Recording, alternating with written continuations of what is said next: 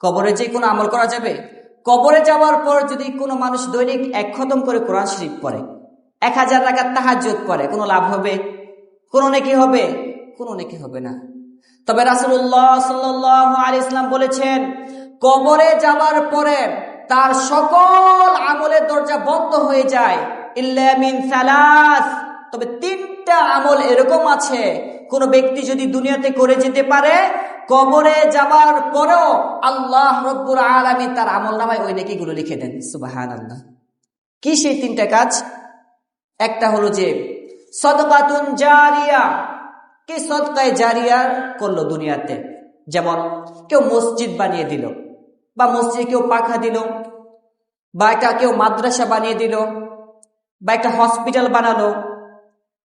এই যে কাজগুলো, যতদিন পর্যন্ত মানুষ মসজিদে নামাজ পড়বে ততদিন পর্যন্ত আপনি কবরে শোয়ার পরও এই নেকিগুলো আপনার কবরে যেতে থাকবে অটোমেটিক। একটা মাদ্রাসা বানিয়ে দিলেন, এই মাদ্রাসার মধ্যে যতদিন পর্যন্ত পড়াশোনা হবে আপনার কবরে নেকি যেতে থাকবে। হসপিটাল বানিয়ে দিলেন, হসপিটালের মধ্যে যতদিন ফ্রি চিকিৎসা হতে থাকবে আপনার কবরে নেকি যেতে থাকবে।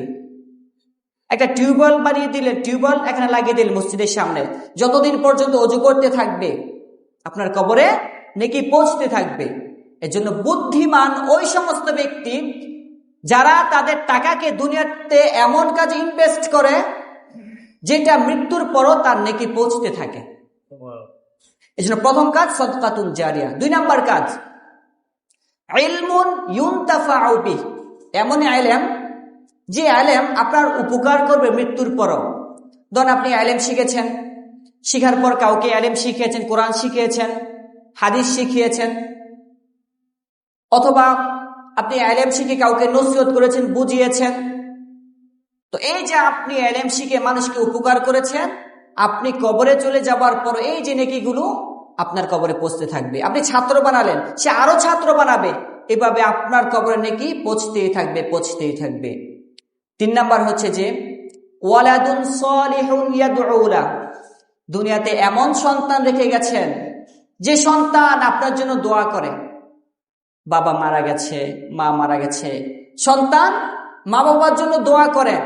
রাসূল বলেন এরকম সন্তান যদি কেউ রেখে যায়, নেক সন্তান যদি রেখে যায়, কবরে যাবার পরও আল্লাহ রাব্বুল আলামিন এই নেক সন্তানের বদৌলতে তার কবরে নেকি পৌঁছাতেই থাকবে, পৌঁছাতেই থাকবে।